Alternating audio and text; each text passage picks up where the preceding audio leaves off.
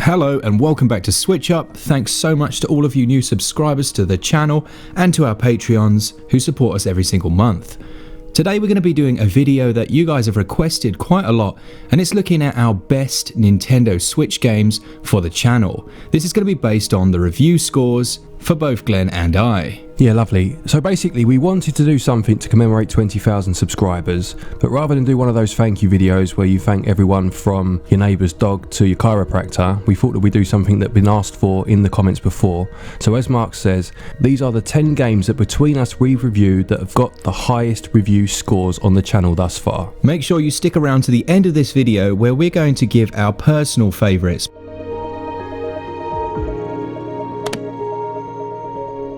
Okay, so my first game is BATTLECHASERS NIGHTWAR, and I gave that a score of 91%. The thing with this game was it was one of our first THQ Nordic codes, and these were people that I grew up playing when I was a kid, and to have one of their games and to be reviewing it was just unbelievable. The thing I particularly liked about it was it really reminded me of early 90s JRPGs like Final Fantasy VII, and it was about this time that I went a bit crazy with the channel art, if you go and have a look at it, and decided that I was going to cover everything in green. It didn't work out too well, but Glen was very gracious about it. But this was one of our first big videos. I think it got about 20,000 views, and for us at the time, that was absolutely incredible. Okay, my fifth best reviewed game in terms of score was Football Manager Touch 19, which came out fairly recently with 85%. I've been playing Football Manager, or had played Football Manager way back when, from about 1997. In fact, and Mark I think has mentioned this a few times on the channel, he's more the PC gamer out of the two of us. It's one of the only games I've ever played on the PC, and I played it from about 97 all the way up to about 2011. So when it came out on the Switch and this huge life-eating game was available to me again in my current life, which has a lot less time in it these days, I jumped at the chance to have a go and see what it was like. What I liked about this particular review, I was able to put a little bit of humour in and make a couple of references to things that I enjoyed, obviously the team I support being one of them, and I also mentioned probably quite an obscure TV show called Dream Team that used to be on Sky One, a football-based show. It's just nice to be able to put those little references into your videos sometimes and give the audience something to maybe think, oh, I remember that. So yeah, Football Manager Touch 19, 85%. Yeah, Glen's right. I absolutely grew up with the PC. I remember getting my first one when I was about 10, and I was just a massive nerd. I used to spend loads of time changing out graphics cards and doing all the kinds of things that Glen absolutely hates. But for me at the time, it was amazing. So when a game like Warframe, that I originally had to build a PC to play, comes out on the Nintendo Switch, it's a childhood dream, really. And I'm sure for many of you it's the same. It's something that we just can't really get our heads around. And Warframe is my next game. It received 91%. I put around about 10 to 15 hours into that game in only a few days, and as Glen said, we don't have a great deal of time now, so it really felt like I'd come full circle in terms of gaming, but here I was doing it on a handheld console. Right, my fourth best scored game then with 87% is Dead Cells. Now this game we played at EGX Res in London ages ago now. I think we had about 600 subscribers at the time. We met the developer. It was a really cracking day, and even then we played a quick go on it in handheld mode, and you could see this game was going to be something special. So it was lovely to get the review code through. It's a roguelike game, similar in some respects to something like The Binding of Isaac, although it's a 2D side scroller where you are constantly trying to outdo yourself and move on that bit further. The bosses are disgustingly hard,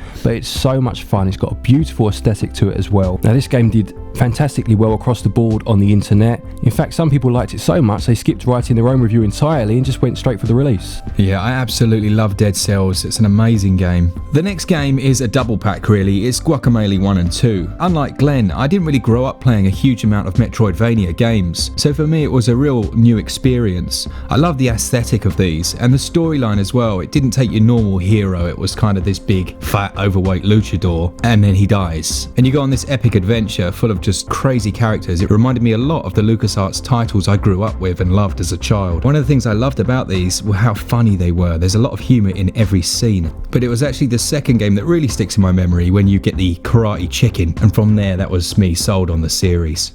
So my third best scored game then is Capcom Beat 'em Up Bundle, which I gave 88%. Now while I was reviewing this game, I thought for all the world that I was finally going to give a game over 90%. It seemed like that all the way through, but then unfortunately the online mode wasn't as good as it should have been, and that let the game down slightly, so it received 88 in the end. You've probably noticed so far that my review scores are slightly lower than Mark's, which is fine, that's our style, but this was one that I thought would hit 90%. Having said all that, it was an absolutely fantastic game. You had 7 classic beat 'em ups on there. I absolutely love the beat 'em up genre. It's one of those you can just stick on, beat a few people up, I know that sounds bad, and just relieve some stress, turn your brain off, and have a great time with. You have Final Fight, you have a couple that weren't released outside of Japan, and you also have things like Knights of the Round as well, which is one that's a particular favourite of mine. If you haven't tried this one out yet, I implore you to give it a go if you like beat 'em ups at all. It's absolutely amazing. I don't know what Glen's talking about with style, because I just pick better games to review. So, you know, I actually remember I came over for a gaming night and he'd bought himself this little Switch arcade cabinet thing to drop it in so that he could pretend he was actually at the arcades. So, okay, so this next game is quite a recent one, and it's another real flashback to my childhood, and it was Civilization 6, which I gave 93% to. There's a few things with this one. Firstly, it's the only time it's been on a console, so for it to come to Nintendo Switch, which is essentially a tablet, is unbelievable. And secondly, it's a massive game. I'm going to sound like a huge nerd here. I grew up playing games like Rome Total War, Civilization, Command & Conquer. I loved Command & Conquer. They need to bring that back ASAP. Just the original will be fine. To have this on the Switch, it just blew my mind. I loved that they did such a good job with the controls. Yeah, the AI stinks a little bit at times, but it's still a brilliant game. It was just about the time where 2K sent me an email and said, hey, we really like what you are doing, please start reviewing our games. I had my Steelbox from one of their games from my childhood that was still sealed in my hands when I looked at the email, because I was doing a bit of a tidy up, so it just felt perfect. So my second highest scoring game, possibly quite surprising actually, it surprised me when we looked back, was Just Shapes and Beats. Now this is a rhythm based game where you have to move to the beat of the music and progress through the level. It doesn't sound as interesting as it probably is, but that's sometimes the beauty of games, isn't it? They're so simple to describe but amazingly addictive to play. What this game has going in its favour, obviously being a rhythm game, is the music is absolutely fantastic,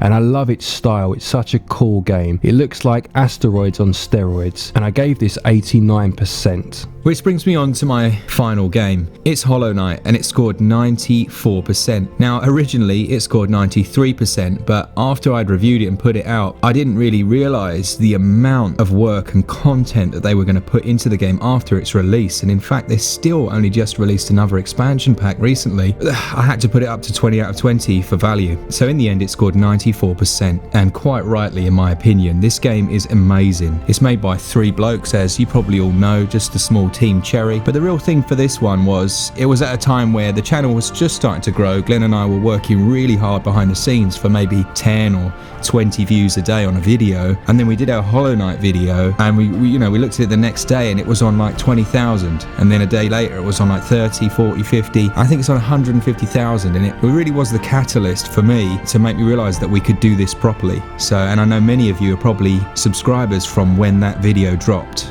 Okay, so my top rated game on the channel so far, and it's the only game I've ever given 90% to, and it is Lumines. Now the funny thing about this particular review is that it's buried inside a video for a series that we trialed for a little while called Review Roundup. We were getting so many codes at that time that we couldn't get the reviews out quick enough. So we tried something called Review Roundup, which the idea was that when you used to buy gaming magazines, you'd get that bit at the back where you had a few reviews that were shortened and they gave you a quick blurb and then the score. And we tried to do that in a video. It completely tanked, no one watched it.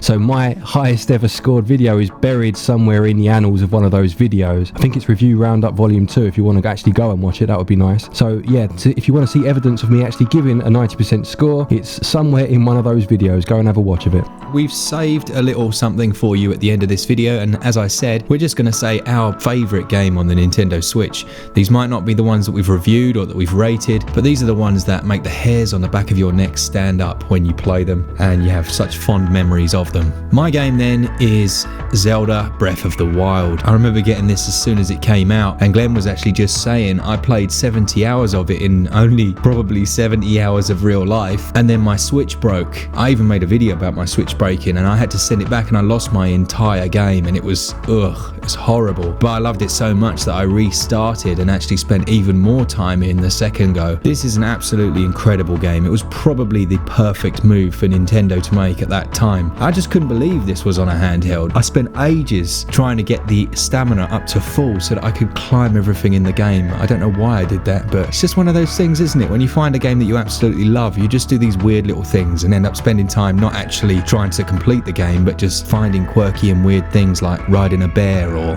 yeah. Man, this game's amazing. I want to go and play it now. So that's my best game ever on Switch, Zelda Breath of the Wild. I think my favourite game on Switch is probably one that I've started playing quite recently, and by recently I mean a couple of days ago, and that's Ys 8. Now we did a list a couple of weeks ago now, I think it was a sales list, and this game was on sale, and whilst I didn't buy it in the sale because I buy games physically and not digitally, it was enough to make me then go and find the physical copy and start playing it. Despite the fact that we review so many games and we have so little time these days to play games we actually want to play, I have found the time to play this because it's absolutely fantastic. It's quite a slow burner at the start. You start on a ship. I won't go too far into the story, but the ship crashes and you end up shipwrecked on an island, and it's such an interesting concept for a role-playing game. I'm about 5-6 hours in, but that's enough already for me to say this is probably my favourite Switch game. Okay, so we hope you've enjoyed this little trip down SwitchUp memory lane. We have a lovely little treat for you in the next couple of days as well. We're going to be releasing our 10 worst ever Switch games, so that's one to look forward to. Thanks so much as always, guys, for all things Switch all the time. Keep it Switch up. See ya! Yeah, as Mark said, hope you enjoyed this one. Take it easy, everyone, and as always, happy gaming.